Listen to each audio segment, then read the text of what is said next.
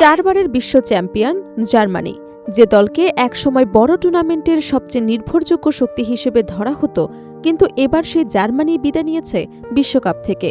প্রশ্ন উঠছে, এটি কি শুধুই ভাগ্যের নির্মম পরিহাস, নাকি নিজেদের একের পর এক ভুলই ডুবিয়েছে চারবারের বিশ্ব চ্যাম্পিয়নদের? কোথায় ছিল আসল সমস্যা? রক্ষণে, মাঝমাঠে, নাকি পেনাল্টি শুট আউটে? ঠিক কোন ভুলগুলোর কারণে ভেঙে পড়ল বিশ্ব ফুটবলের অন্যতম শক্তিশালী এই দুর্গ?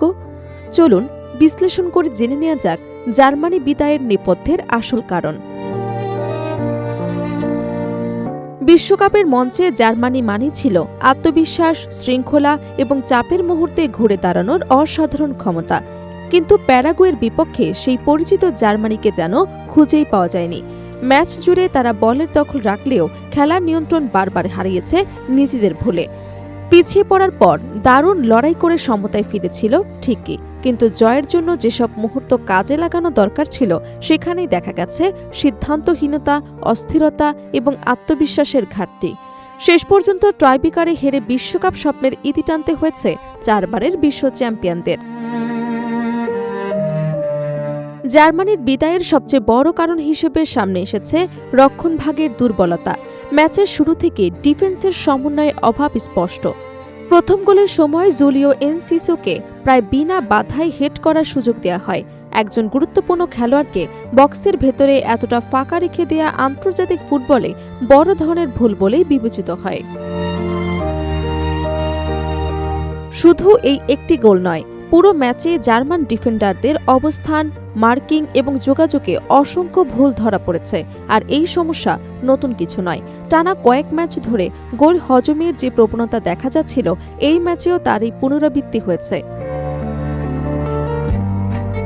রক্ষণে দুর্বলতার পাশাপাশি মাঝ মাঠেও হারিয়ে যায় জার্মানির ঐতিহ্যবাহী আধিপত্য। বলের দখল ছিল, কিন্তু সেই দখল থেকে কার্যকর আক্রমণ তৈরি করার ধার ছিল না। রক্ষণ থেকে আক্রমণে উঠতে সময় লেগেছে বেশি, ফলে প্রতিপক্ষ সহজেই নিজেদের ডিফেন্স গুছিয়ে নেওয়ার সুযোগ পেয়েছে। মাঝ মাঠের খেলোয়াড়রা দ্রুত গতির পাস কিংবা সৃজনশীল মুভ তৈরি করতে ব্যর্থ হওয়ায় আক্রমণ ভাগও বিচ্ছিন্ন হয়ে পড়ে। বক্সের আশেপাশে পৌঁছেও শেষ পাস কিংবা শেষ শটের ক্ষেত্রে দেখা যায় বড় ধরনের অস্থিরতা। একের পর এক সম্ভাবনাময় আক্রমণ এভাবেই নষ্ট হয়ে যায়। কৌশলগত সিদ্ধান্ত জার্মানির বিপক্ষে কাজ করেছে।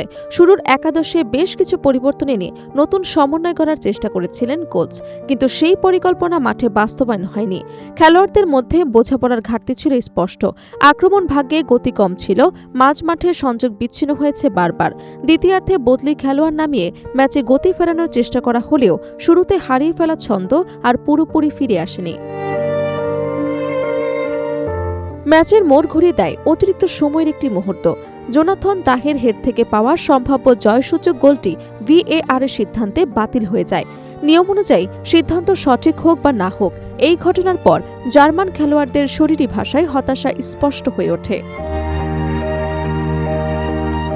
এরপর আসে পেনাল্টি শুট আউট, যেখানে একসময় জার্মানিকে বিশ্বের সবচেয়ে নির্ভরযোগ্য দল বলা হতো।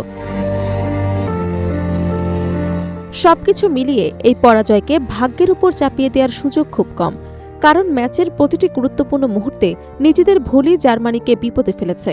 রক্ষণে দুর্বলতা, মাঝ মাঠে সৃজনশীলতার সংকট, আক্রমণের সুযোগ নষ্ট, কৌশলগত সীমাবদ্ধতা, VAR এর ধাক্কা সামলাতে না পারা এবং শেষ পর্যন্ত পেনাল্টি শুট আউটে স্নায়ুচাপের কাছে হার, এই সবকিছু মিলে বিশ্বকাপ থেকে বিদায় নিশ্চিত করেছে চারবারের বিশ্ব চ্যাম্পিয়নদের। অর্থাৎ প্যারাগুয়ের বিপক্ষে জার্মানি ভাগ্যের কাছে নয়, বরং নিজেদের ভুলের কাছে পরাজিত হয়েছে।